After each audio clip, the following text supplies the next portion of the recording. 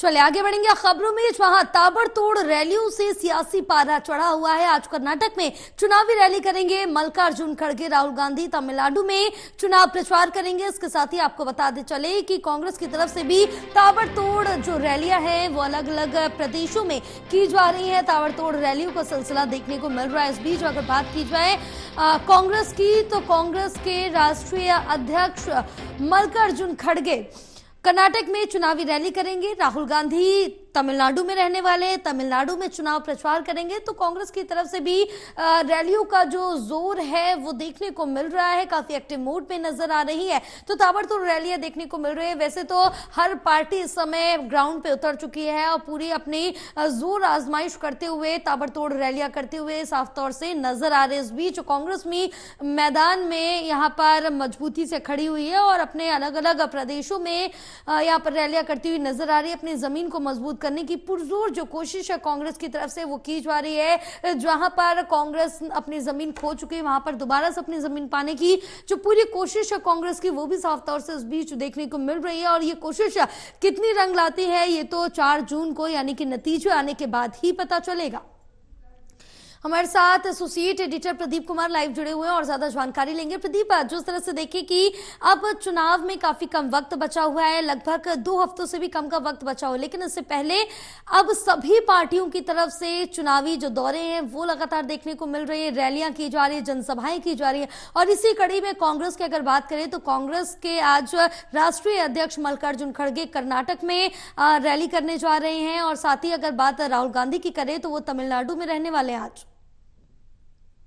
देखिए बिल्कुल, और एक बड़ा मुकाबला जो लोकसभा चुनाव का वो देखने को मिल रहा है। चुनावी प्रचार जोरों शोरों से आगे बढ़ रहा है और हर पार्टी अपने गुंजाइश के मुताबिक चुनाव प्रचार वो जोर शोरों से करती नजर आ रही है, क्योंकि सत्ता में है बीजेपी। उनका चुनावी कैंपेन वो एक पूरी तरीके से योजनाबंद और रणनीतिक तौर पर अलग अलग सीटों पर उनके वरिष्ठ नेता जो टॉप स्टार कैंपेनर हैं वो चुनावी प्रचार कर रही हैं। और उनके शेड्यूल की बात करें तो आज प्रधानमंत्री भी चुनाव मैदान में जम्मू कश्मीर में, इसके अलावा वो अन्य रैलियां करेंगे। इसके अलावा जिस तरीके से राहुल गांधी की आज रैली है जो तमिलनाडु में, वो गठबंधन की रैली करते नजर आएंगे, क्योंकि डीएमके के साथ गठबंधन है। मुख्यमंत्री एमके स्टालिन भी मौजूद रहेंगे और एक बड़ी रैली वहां पर करेंगे वो तमिलनाडु में। इसके अलावा कोयम्बटूर में रैली है।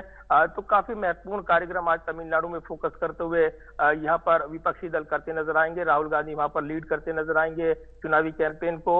इसके अलावा राजस्थान में थे कल वो, काफी उन्होंने मुद्दे उठाए, चाहे अग्निवीर की बात हो या अन्य मुद्दे, स्थानीय रोजगार या बेरोजगारी के मुद्दे। ये तमाम ऐसे मुद्दे हैं जिनको लेकर एड्रेस करते हुए न्याय, जो 5 न्याय और जो 25 गारंटी लॉन्च की गई है, घोषणा पत्र, उसका जिक्र हर कहीं किया जा रहा है।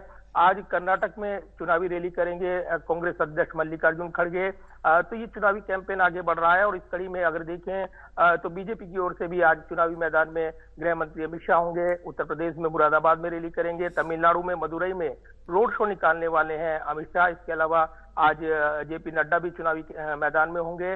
तो ये चुनावी लड़ाई आगे बढ़ रही है। और कांग्रेस की अगर धार की बात करें तो निश्चित तौर पर उनके लिए जो घोषणा पत्र रिलीज हुआ है, उनकी गारंटियां और इसी के साथ जो गठबंधन का, इंडिया गठबंधन का स्वरूप है, उसको वो लगातार उभार रही हैं और यहाँ पर बीजेपी को घेर रही हैं। तो चुनावी मुद्दे अलग अलग बनकर उभर रही हैं। स्थानीय मुद्दों के साथ इसको जोड़ते हुए विपक्ष हमलावर है। आज तमिलनाडु में राहुल गांधी चुनावी रैली करते हुए इंडिया गठबंधन के साथ, एमके स्टालिन के साथ नजर आएंगे। और इसी के साथ कर्नाटक में गरजेंगे मल्लिकार्जुन खड़गे। तो जोरदार लड़ाई राजनीतिक तौर पर बनकर उभर रही है। वार पलटवार चल रही हैं, बयान निकल कर आ रही हैं और इसी के साथ एक नई राजनीतिक बहस भी देखने को मिल रही है।